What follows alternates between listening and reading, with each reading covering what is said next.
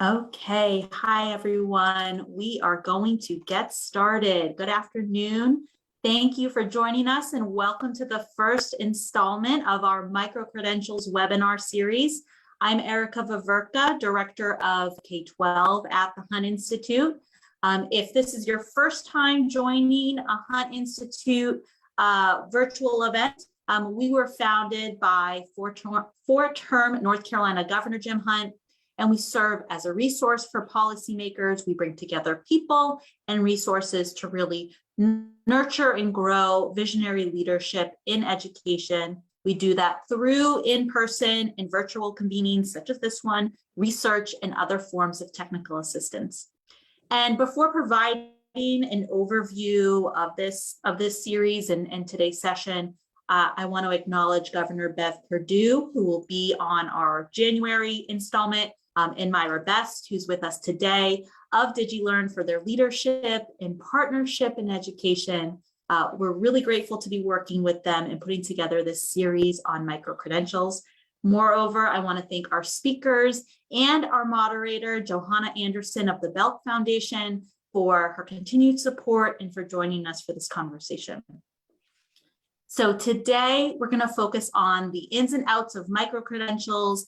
Specifically, we're going to talk about what they are and how teachers can earn them and how they can benefit teachers. So this is really going to be a great a primer for our next two sessions. I'm also going to provide just a brief logistical overview. This is the time of COVID, the time of pandemic. I'm sure we're all incredibly comfortable with Zoom and webinars right now. But following the first 30 minutes of conversation, we're going to open the floor for audience Q&A, so you can use the Q&A option on Zoom to ask any questions that you may have throughout the session. Your mics are muted, so if you have a question, we do ask that you enter it into the chat. We're also going to record this conversation if you're interested in viewing this again, or if you have a friend or colleague who you know would be interested in this session as well. And we also encourage you to join our conversation on social media and to use the hashtag. I'm going to make sure I have this right. Thank you, Guy. Hashtag micro-credentials series. So looking forward to today's discussion. And as I said at the start, I'm honored to have the opportunity to partner with DigiLearn to showcase this important topic. And with that said, I'm going to turn it over to DigiLearn's Executive Director, Myra Best, who are going to provide some welcome remarks and then introduce Johanna. Myra, over to you. Thank you, Erica. On behalf of DigiLearn, we're delighted to partner with the Hunt Institute on this series around micro-credentials. Micro-credentials are a big step toward giving teachers voice and choice in their own professional development, because teachers are in the best position to understand their own needs for learning as well as that for their students. North Carolina got into this work when we partnered with the North Carolina State Board of Ed to investigate the use of micro-credentials as a potential tool for teacher recruitment, development, career advancement, and ultimately to strengthen the overall teaching profession. This was important because we found in North Carolina, schools, teachers, and districts all over the state were taking advantage of and pursuing all different kinds of micro-credentials. And we began this work with the understanding that in order for micro-credentials to be meaningful for teacher development, they had to be integrated with the state system so they could be portable and allow teachers to receive credit across the districts and the state. They need to be aligned with effective professional development, and teachers need to be recognized for acquiring those extra skills and knowledge, especially if it made them more effective teachers for student success. As the work progressed, we began to identify some key issues that needed to be addressed for effective utilization of micro-credentials. One was having a common definition. Another was to develop consistent quality assurance standards for micro-credentials. And we need to learn more about how micro-credentials influence instructional practice and student achievement. We found that these were the same issues that other states are facing, so we're now developing a multi-state partnership to develop those solutions for those key issues identified. So you'll learn more about that across the series. And it's my pleasure today to introduce the session moderator, Johanna Anderson. Johanna serves as the executive director for the Belk Foundation, which is a family foundation based in Charlotte, North Carolina, and it invests heavily in early literacy, as well as equitable access to effective teachers. She's an effective thought partner, and she is committed to ensuring that there is an effective teacher in every classroom, and that makes her the perfect moderator for this series. And so I'm going to hand it off to you, Johanna, and thank you for being our moderator. Well, thank you for that incredibly generous introduction, Myra. We so appreciate the work that you and Governor Perdue continue to do, impacting the quality of education in our state and beyond. It's really exciting to see how many folks are chiming in on the chat from across the country. I'm proud of the work that North Carolina has done looking into micro-credentials over this past year and a half or so. But much of that is learning from our peers and partners from across the country. And so pleased, wherever you are on your journey with micro-credentials, that you're joining us here this afternoon. This is a fantastic panel, and I want us to get into it because I know they have great information to share, and we're going to have lots of time for question and answer and discussion. Starting off, I want to introduce Dr. Marcus Goss. He is the principal, the proud principal, I bet he'll say, of 2 Wingate Andrews High School in Greensboro, North Carolina, just up the road from us. Principal Goss, thrilled to have you. It's so important to have your voice as a school leader in this conversation. Thank you. Next up, Dr. Angela Henson-Quick, who serves as Vice President of Education and Workforce Development at RTI International. Certainly an international scope organization in the title, but also an incredibly influential and knowledgeable partner in the North Carolina landscape, and has been a critical partner in our micro-credentials exploration and planning. Dr. Quick, thanks for joining us. And last but not least, I have a dear friend of mine who has been one of my absolute quality resources throughout this exploration. Micro-credentials and really beyond has been an incredible thought partner for the Belk Foundation, particularly in our talent strategy development. Melissa Tooley serves as Director of Educator Quality for New America, and we're thrilled to have her provide the national perspective, and also she brings North Carolina knowledge, having been incorporated in the work in the past year and a half. Melissa, glad to have you. Thank you. Great to be here. So we're going to actually start off with a really comprehensive level setting that Melissa's going to give us on what are these micro-credentials anyway that I keep hearing about, and how can they, what are your thoughts on how they can best promote teacher development and enhancement? Melissa? Yeah, so that's a big question. So I'm going to break it down. I'm going to start with just the overview of what are micro-credentials. And with many terms in education, there's probably some disagreement about exactly what micro-credentials are, but I think there's widely agreement that micro-credentials can be used to verify and signal for others the discrete skills that an educator holds. And these tend to be different in some ways from certificates and degrees, but similar in that they do sort of recognize these are the skills that someone holds, or signals at least that these are the skills someone holds. But they're different from other types of credentials in 2 distinct ways. And one is that they reflect a very specific bite-sized competency rather than a broad area of knowledge or skill. And the second is that they're based on demonstration of that specific competency rather than the time spent in a course or a program. And so this slide here shares New America's definition of what a high quality micro-credential is, but the current landscape of educator micro-credential offerings actually varies pretty significantly, and not all meet this definition, but we can talk a little bit more about that later. What I really want to focus more on is the process for engaging in and earning micro-credentials, since that's what's really important for promoting teacher development. So I'm going to quickly walk through how micro-credentials work for those of you who may not have engaged in the process.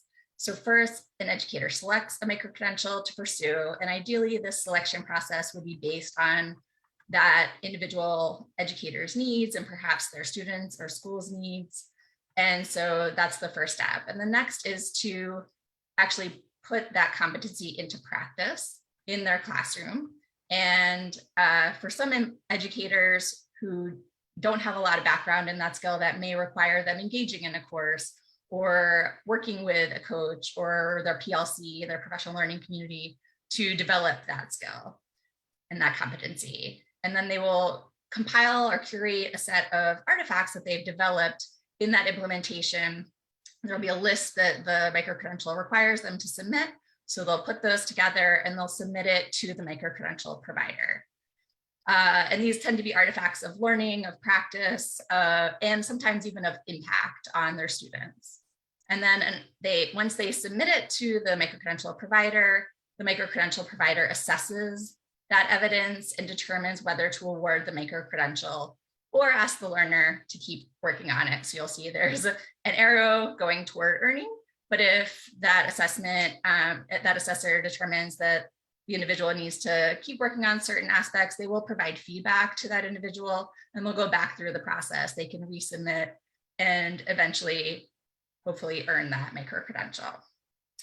So now that we're all on the same page about what microcredentials are and the process, I want to address the second part of your question, Johanna, about how microcredentials can promote teacher development and advancement, since that's what we ultimately care about. And one of the most important aspects of microcredentials is that they really offer a stark change from how we've traditionally tried to promote teachers' professional growth. So right now, we largely offer one-size-fits-all trainings, and they tend to reward the number of hours that teachers are spending in professional development rather than their demonstrated professional learning and growth. And so, not surprisingly, we've seen in national surveys that a majority of educators are unsatisfied with their current professional learning opportunities, and microcredentials is really a great thing to consider adding in on that front, because they address some of the key concerns that educators have about their current professional learning opportunities. So one is that there's greater customization of professional learning. So there's lots of different microcredentials available. Educators can choose a microcredential that fits their needs. And additionally, they can even choose how to go about collecting and implementing that in their own classroom. So it's very relevant to their needs. And it's learning by doing. And all of these elements I've just talked about, agency, active learning, relevance, these are all some of the core foundational aspects that research has shown is important for adult learning. And it increases the likelihood that teachers will actually implement and incorporate this learning into their classroom practice. So that's clearly a win for teachers, and even more importantly, it's a win for their students. And one other thing that I think we sometimes overlook in talking about how microcredentials can really help keep teachers motivated to continue engaging in professional learning is that we sometimes provide teachers with big goals to work toward, and that can be kind of overwhelming. And the nice thing about microcredentials is they really sort of break down some of those big goals into more manageable chunks, and then helps to provide a sense of accomplishment when each milestone is reached along the way. And I think one other element I just will quickly talk about is that microcredentials can promote learning, but they can also reward existing competence. And this is really important because right now we have veteran teachers oftentimes attending the same trainings as novice teachers, even though that veteran teacher could probably teach that professional learning session herself. And so state and local education leaders can use microcredentials to actually attract and retain highly motivated teachers who are out there doing the work to learn new skills all the time by formally assessing skills and competencies that might have otherwise gone unrecognized, and providing them with opportunities for increased responsibilities and also increased compensation related to those competencies. So I will stop talking. That was a lot on my end, but I hope that gives everyone a good sense of kind of both what microcredentials are and the potential that they can hold. Yeah, no, Melissa knows this. It took me 6 months to be able to articulate what microcredentials are. So it was really helpful to hear that recap. Thank you for that. Principal Goss, developing, attracting, retaining talent is your #1 job as a principal. And so I'm really interested in hearing, as a school leader, what's appealing about micro-credentials in terms of your staff? And can you give us any more examples of how you have started seeing this implemented in your context? Absolutely. So there's a lot of research that talks about that administrators and teachers are leaving the profession at alarming rates. And one of the biggest factors that they can that they say played into their leaving the profession is the lack of support. And there's also some research that talks about the educators that are growing, that are being challenged professionally, that are experiencing heightened levels of student success, are staying within the profession. And so micro-credentials really has the propensities to have impacts in a whole lot of different areas. So one, it in my context as a school principal, it provides supports from a differentiated perspective, as Melissa was talking about, that's very customizable to teachers. It broadens my reach. So while we know that we have leaders within the building, teacher leaders are very instrumental in the success of schools. And so in the event that I have veteran teachers who are able to develop a heightened level of skills and competencies in certain areas, those teachers will be able to support and mentor beginning teachers.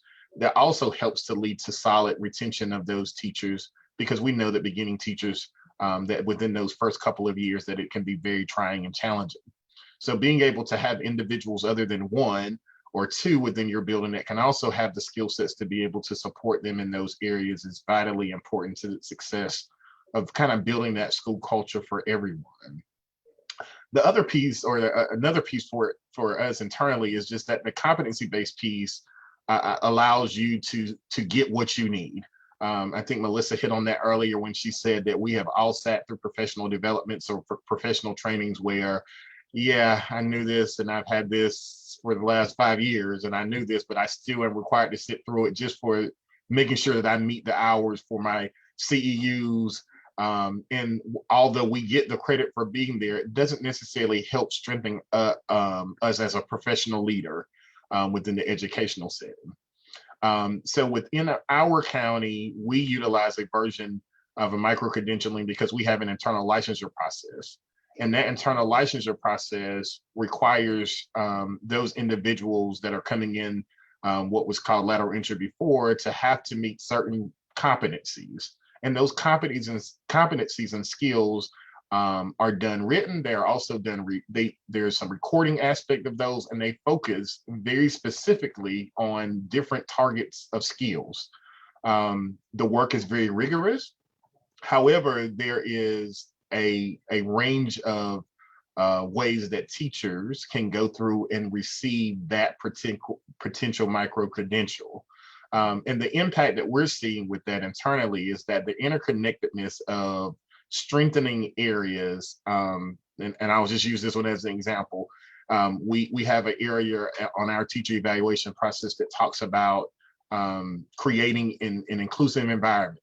While some may say that we have a diversity CEU that we're going to go through. And while that may address some of the issues, it doesn't necessarily, it may or may not necessarily address the impact of Title IX and sexism and race, gender, and class and equity, or AIG and EOL, and all of those different containers. But knowing the teacher's strengths and weaknesses allows us to create a micro-credential that they will be able to strengthen in areas where they have some deficiencies. So I think for us on the school side, that it really just helps teachers to grow pedagogically. It helps with teacher growth, which helps with student growth, which is ultimately what we're all are after. And it also helps with teacher retention, because successful growing teachers are staying in the profession, and administrators with successful teachers are staying in the profession. So.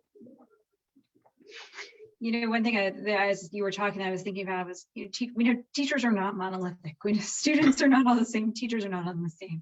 And so the ability for this to really personalize gives you a vantage point of where the strengths are in your building and where you need to bolster. So Dr. Quick, we've heard what micro-credentials are. We've heard some of the promising benefits of implementing this. Now let's start talking about how to actualize this within a system, within the profession. You recently led the work with RTI, writing a report that really delved into the feasibility of implementing a micro-credentialing system within the context of North Carolina. And I'm sure you found a lot of findings that are relevant to our folks who are joining across the country and other states. Can you share what some of those promising practices are in implementing a micro-credentialing system?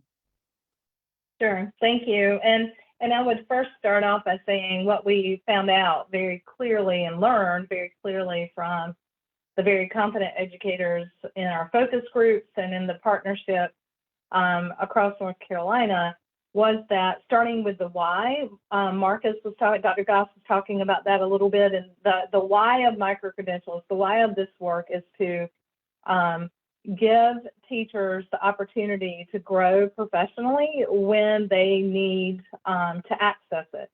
And so that was very clear in the conversation. So I would say in our feasibility report, we did determine that North Carolina has an appetite for micro-credentials. Educators, higher ed, community, across the K-20 continuum, that it is a piece of a comprehensive system that lives with, alongside typical things that Melissa mentioned earlier, diplomas, other credentials, not replacement of, but within a continuum of professional development that teachers can actually access. And then the second piece that we learned to that point was that access was not consistent across the state.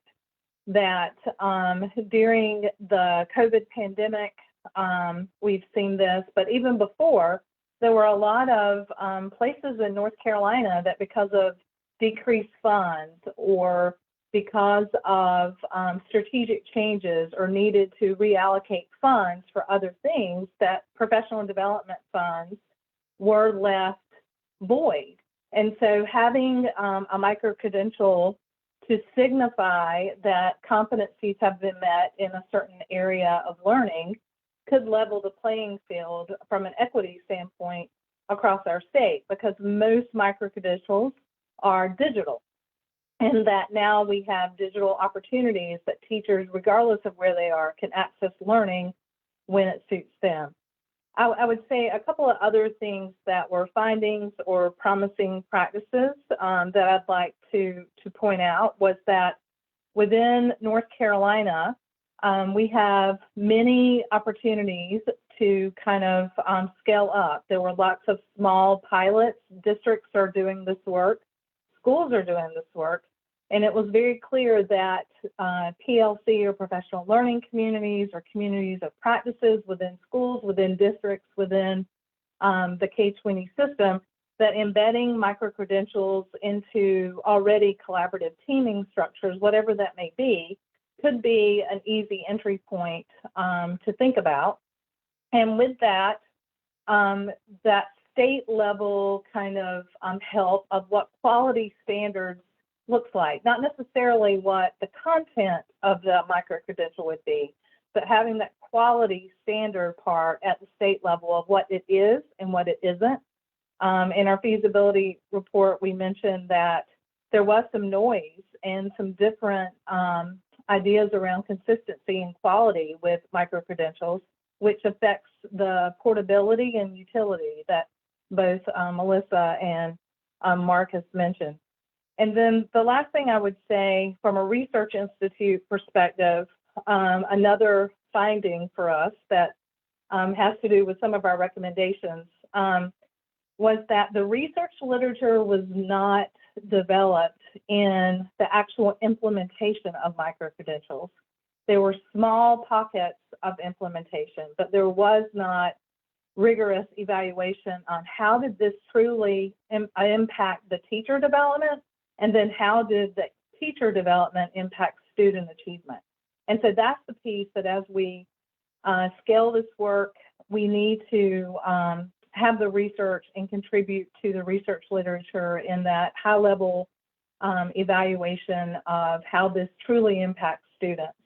But I think in Myra, the last thing I would say, Myra Best, Executive Director of DigiLearn, talked about the recommendations from the partnership. And so our feasibility study really did dovetail, and it was important to note that the definitional aspect that Melissa talked about, she shared New America's definition, but the definitional aspect of what a micro-credential is and isn't is probably one of the first recommendations that we would recommend for action.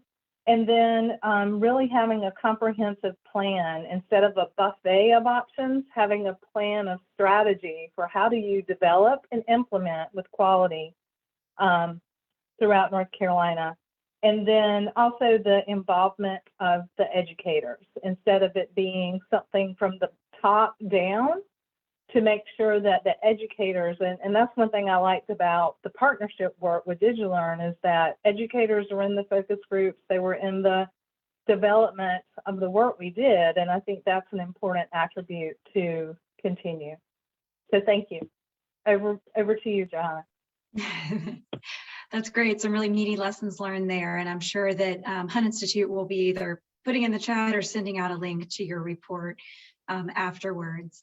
So I want to give an opportunity for both Melissa and Marcus to respond to some of those lessons learned that Angela provided, particularly around, she mentioned accessibility and equity across systems in terms of access for teachers for different types of schools and districts to be able to ensure that they're getting the caliber and the portability, transferability of the time that folks are investing in these.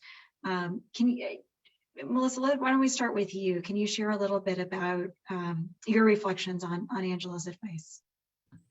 Absolutely. And before I go into sort of the equity accessibility piece, I will just want to make one clarification because I didn't mention it earlier. It's just, I think going back to Angela's point about quality, and I think that is connected to equity, is that there's a lot of different, again, variation in sort of what's being called a micro-credential right now. Some school systems are conflating badges with micro-credentials, and you could earn one of those just for attending a training. And so we wouldn't want a system where everyone was earning micro-credentials, but some teachers were earning really rigorous micro-credentials that were having an impact on their practice, and other teachers were, basically going through the same types of professional learning experiences now, where they're sort of, sitting in a room having information given to them, but not actually putting it into practice, and then having a micro-credential as a result of that. So I do think that's one element, is like the quality piece and making sure that whatever is out there is really consistent, to Angela's point, because I think that is an equity issue, is that we don't want there to be varied quality in what teachers are engaging in, because as we see in many other aspects of education, we tend to see the more well-off school districts and students getting more resources and better resources than those in the higher need schools. And so to that point, I think some of the higher quality micro-credentials can both cost more to engage in, because there has been more research and care put into the assessment. There might be multiple assessors, there might be, double checking processes, and all of that, takes time and takes money. And so that's one sort of, again, piece related to both quality and equity. And the other piece that I think Marcus mentioned was support. And in order for educators to move from sort of where we are to a system where they're being vulnerable and they're engaging in learning while doing and trying to figure it out sort of as they go, and looking for feedback and getting feedback and trying to incorporate that, they're going to need a lot of coaching. They're going to need feedback along the way, not just from the assessor that they're submitting the micro-credential to, but like within their school system.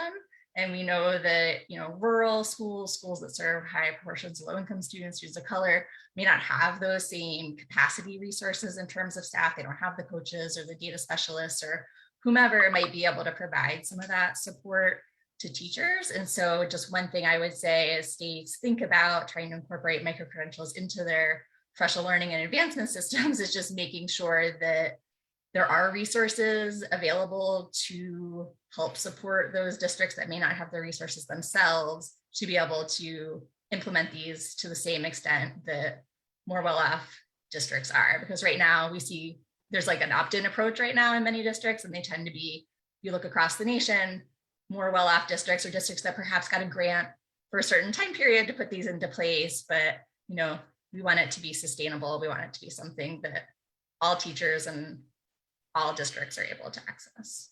Yeah, Marcus, how does that resonate with you? And what would you add to the conversation? Yeah, I think in thinking about just the equitability of it, like the access to high quality professional learning helps everyone because it creates this level, this rigor bar that everyone is reaching to work toward.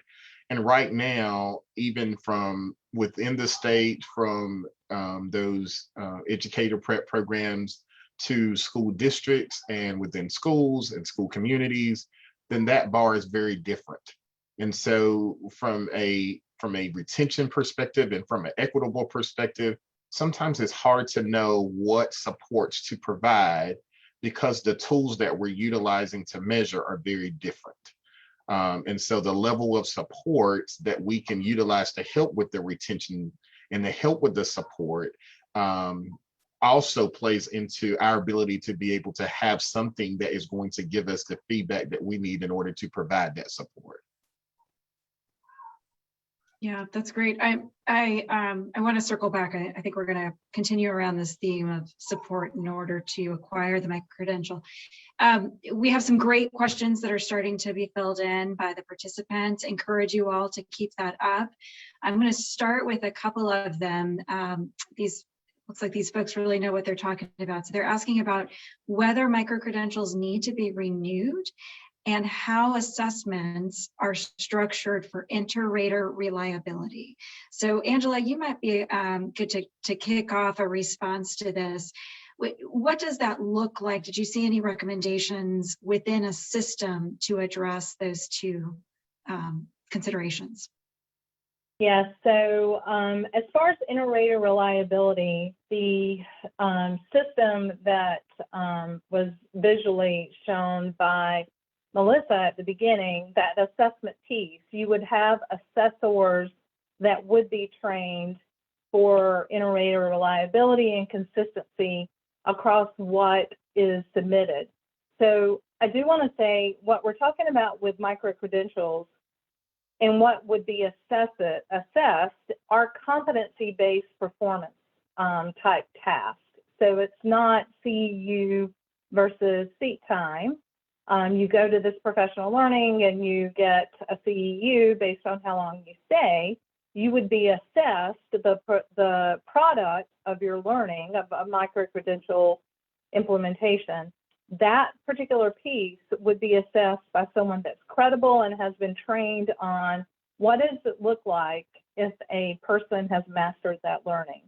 So that's how the IRR quotient or the Iterator reliability quotient would be diagnosed there. And then I think the other one was about the renewal of micro-credentials. Is that the other one?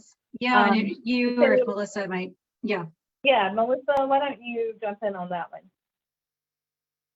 Sure. So it's a great question. And I don't know that there's an answer to it. So micro-credentials are still relatively new, and it's part of the reason we're having this conversation is to help people both to answer some questions, but also to have people raise questions and say, well, does it make sense to have a micro-credential I earned 20 years ago still be on my, however you're displaying it on your digital profile, that much later?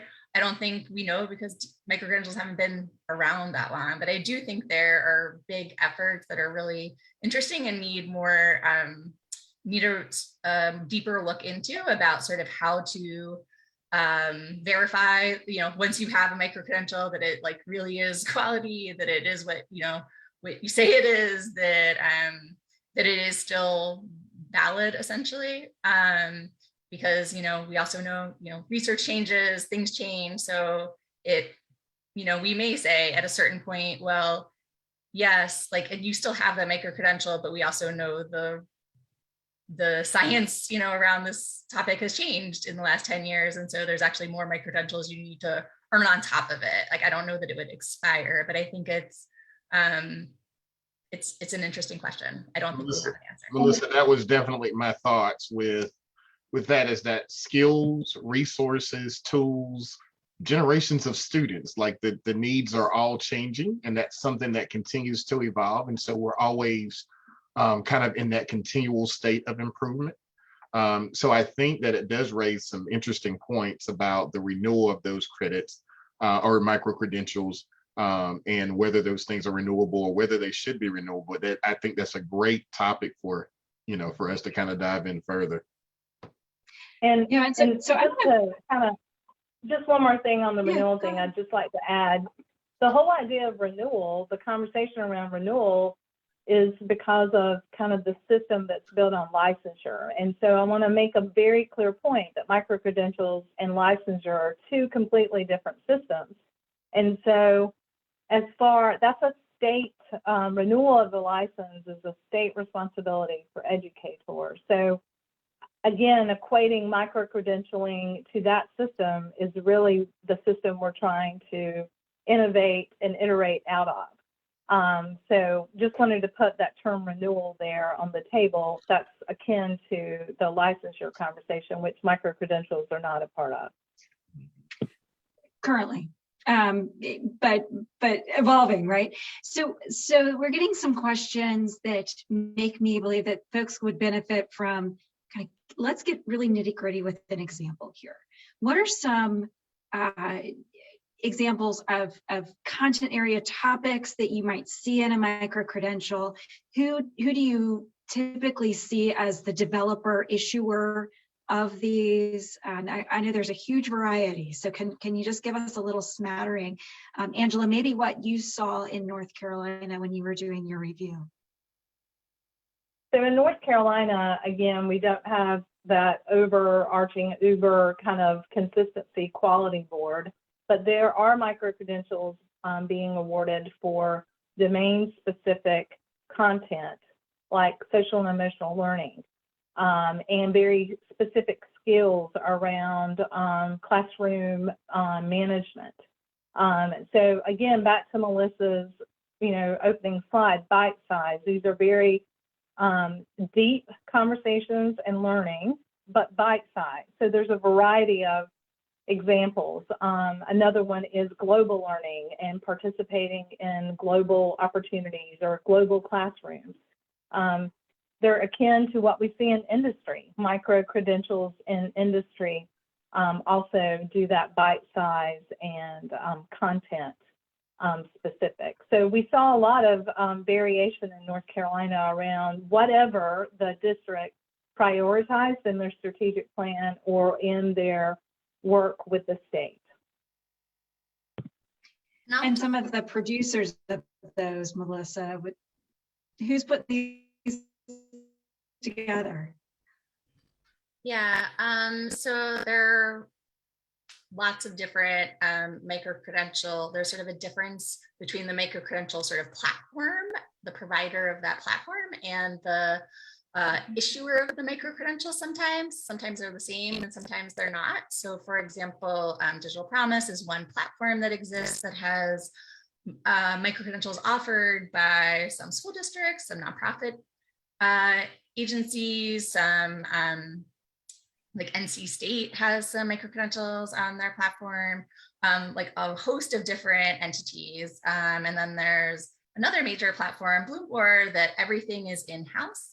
That is also a, and because of that, sort of, the quality within Digital Premise might look a little bit different, whereas the quality within Bloomboard's more standardized, like everything's sort of the same size and the same assessment process, whereas because there's individual issuers within Digital Premise, you'll see sort of different grain sizes, so to speak, for the micro-credentials themselves. But most providers, I don't know, we talked about this, offer something called stacks of micro-credentials. So this idea that these individual micro-credentials kind of fit together into something bigger.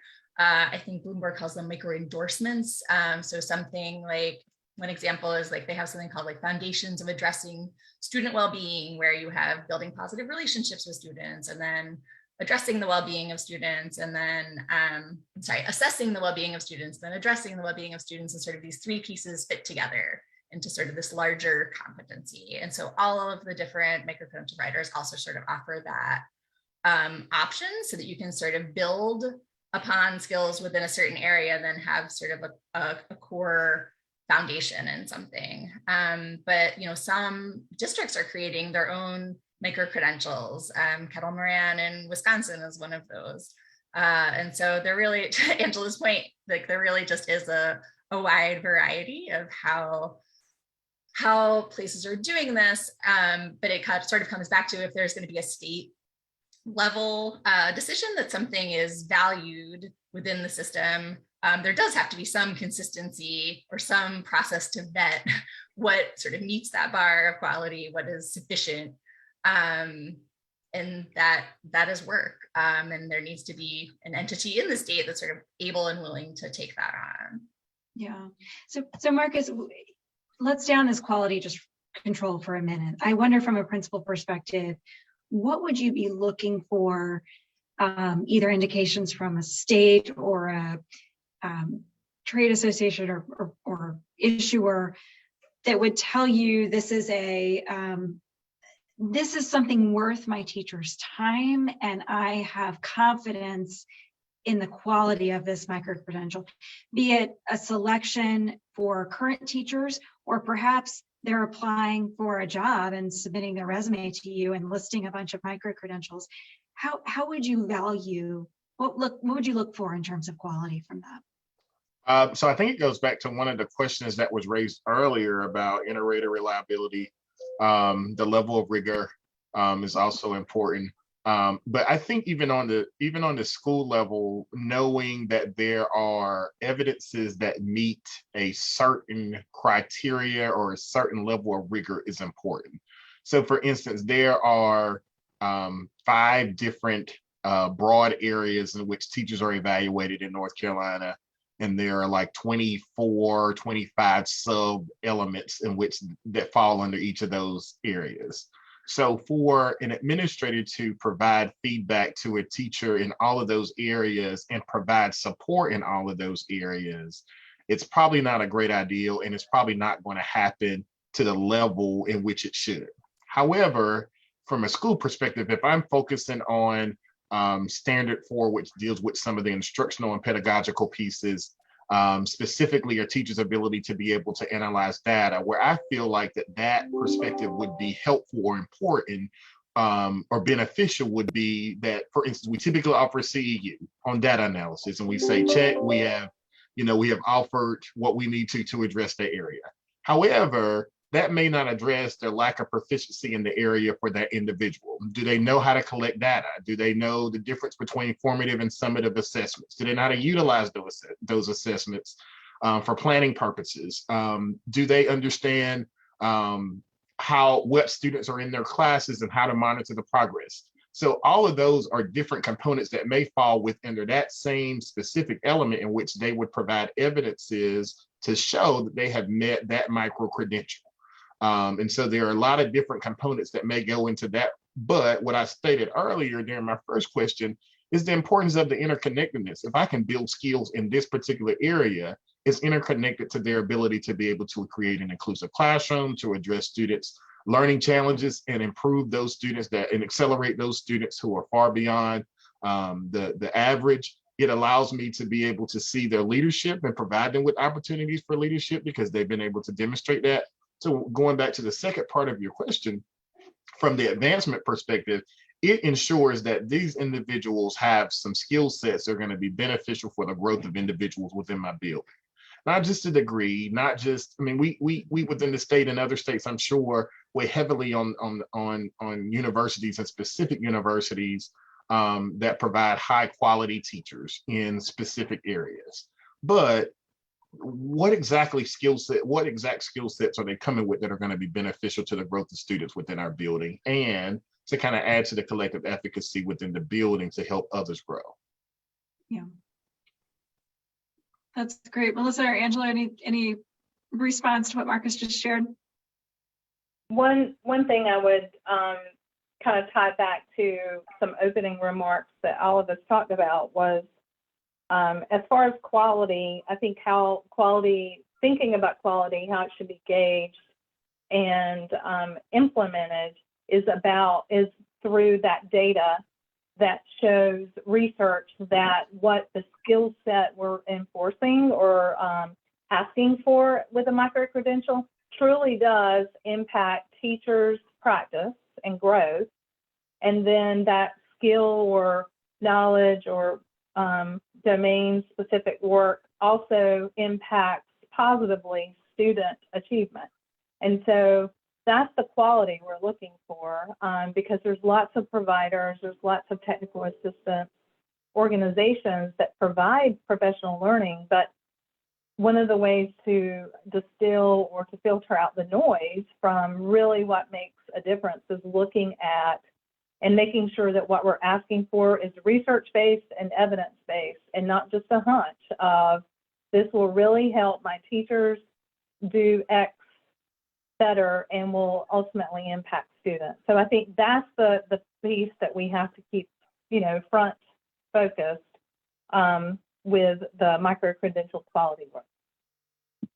And you'll see that most micro-credentials actually do provide somewhere, quality micro-credentials provide some sense of like, here's the evidence this is based on.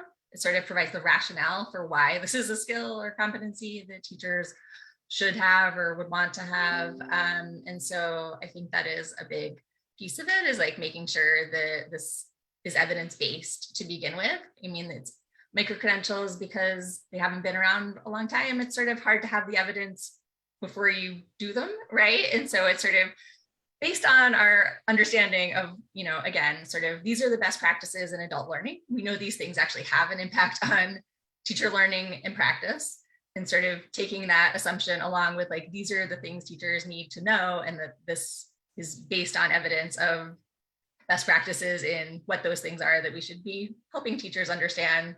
I mean, it's a little bit of a leap of faith, but that's sort of like where we have to start, I think. And then to Angela's point, as we're going, collect information to really understand how it is impacting teachers' practice in the long term. I think somebody had a question around the renewal question, which is essentially, okay, so I put this into practice in order to earn my micro-credential, but how do you know I'm still doing this, moving forward? And I think it's a valid question. I think, it is something where, micro-credentials, the same way that a college degree on its own, can only tell you so much. Like micro-credentials on their own can only tell you so much. It shows you that you can do something, but you still need, ongoing observations and other things in place within, teaching and learning systems to ensure those things are happening, right? Yeah. And I also that's a great, oh, sorry, go ahead, Marcus. No, I was going to say that I think that the broader framework of what we're looking for is probably already in existence. I think I'm trying to remember off the top of my head, there are some pieces from ESSA that talks about professional development and professional learning and things that should be a part of it. And one of the biggest pieces is sustainable, not just being a one-time gig. It's something that's kind of ongoing, and that is specific job embedded. I know there's some data-driven components that are associated with it, but there's some, a lot of the things that we're looking for to be a part, or that I would recommend being a part of a micro-credential, are kind of already outlined in what even Melissa referred to earlier is just best practices for professional learning, for adult professional learning. So. Yeah. No, that's helpful, because sometimes we talk about this as this, brand new and emerging, and we actually do know quite a bit about what quality professional development. So keep grounding in that. I'm really glad that we spent so much time talking about quality and what we know and what we still have to figure out, and what the system needs to further develop. But I'd like us to switch into talking about brass tacks, the economics of this. Who pays for micro-credentials? Teachers' time is money. So how is how does this tie into compensating and supporting them to pursue these? And what's the currency of them? What are they attaching to Let's assume the quality's there. We know we have some work to do there. Assuming we have a standard for quality, how do we add, the real currency to motivate folks to pursue these?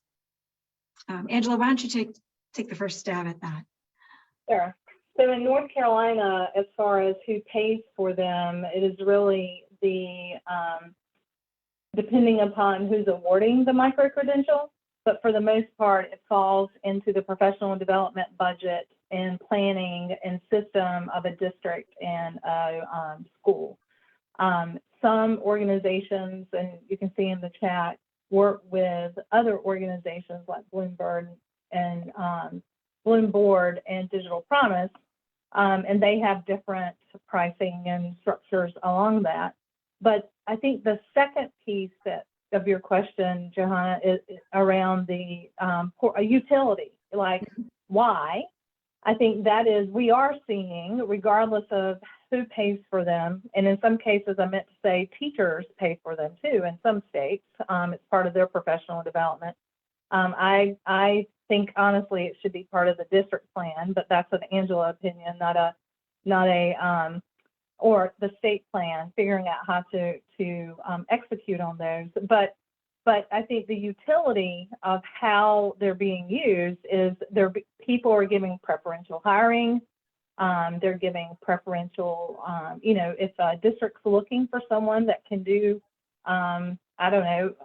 X particular type work within a particular type classroom or school, then if you have this micro-credential and its quality, to your point, then you may be giving higher preferential for that particular position. In some other districts and states, they're used for more money. They're compensated, annual salary for these. So we've seen quite a bit, not in North Carolina specifically. That's more in Melissa's lane. She can talk about what she knows from the federal and from the national landscape. But in North Carolina, the micro-credentials are generally owned and operated and afforded at the school and district level. Yeah, so Melissa, that was a good setup. What are you seeing in other states and districts across the country?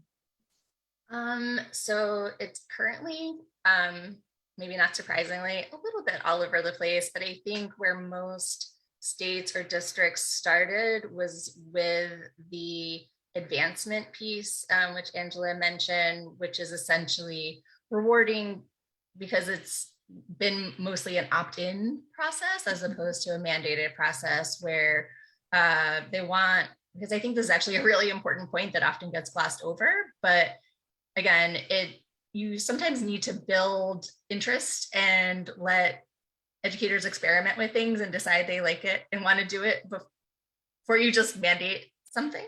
And so it's sort of a nice entree into that, where some educators in the school want to take on an advanced teacher role or some teacher leader status, and there's an option to earn a certain specified set of micro-credentials in order to do that. And that often comes with, again, increased responsibility, increased compensation. So there's that carrot, that motivation to do it. But then also, I think then other teachers in the school sort of see that both there's this opportunity, but also that the teachers who are engaging in it, say, that was hard, but it was actually worth it. And they see value in it. When they hear that, that just creates more interest. And then it sort of, I would say, organically evolves to be something where more and more teachers want to participate, rather than jumping straight to, okay, everyone has to, engage in one micro-credential every semester or something, right?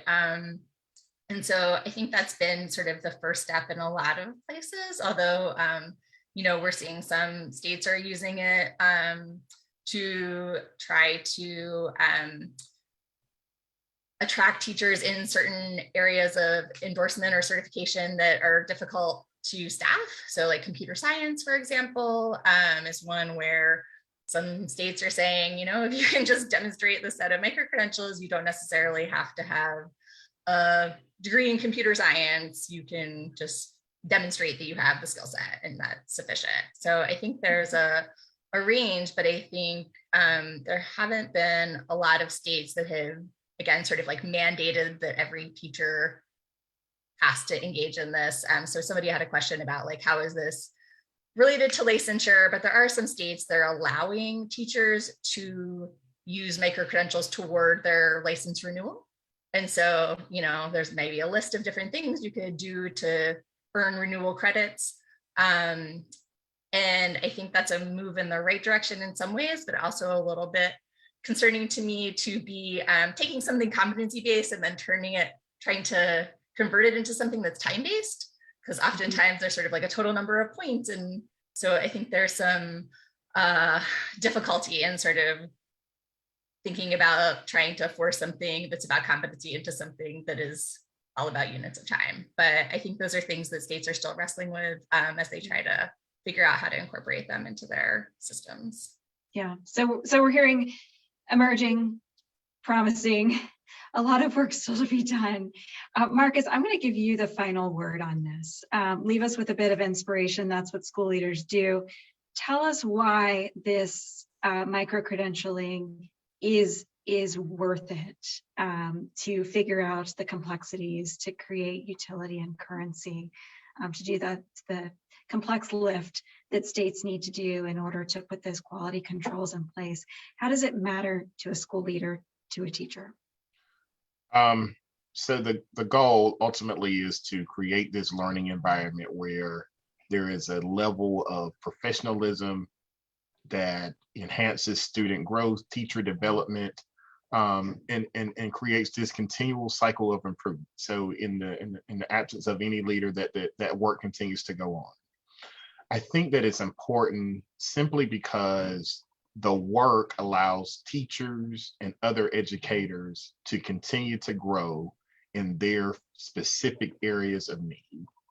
But ultimately, that growth significantly impacts the growth of students. And I think that every single child deserves to have a high quality teacher that garners results that meets them at this impasse of their God-given talents and education, where we can be where that becomes the epitome of what the educational program is supposed to provide for students. And I think that this allows us to create those skills and environments for teachers to grow. So it goes back to, we've all seen that video, and that every child needs a champion. It creates a champion not only that's rooting you on from the stands, but can get in, do the work, and ensure that from a pedagogical and a growth perspective, that all students are growing and that they're attaining the knowledge that they need to disrupt poverty. Thank you for that. Marcus, Melissa, Angela, for the work that you do dedicated to further development of the teachers as critical components to a student's progress in learning. Erica, over to you. Great. Thank you so much, Johanna. And thank you, Dr. Goss, for reminding us all why we're here. Really appreciated that as well, Dr. Quick and Melissa, for leading us in this important discussion. I also want to thank our colleagues at DigiLearn for their partnership in making this discussion a success. And thank you, Myra. Before we close out, I want to point everyone to the slide you should see on your screen with our upcoming discussions in this series. We have one slated for Tuesday, January 11th from 2 to 3 p.m.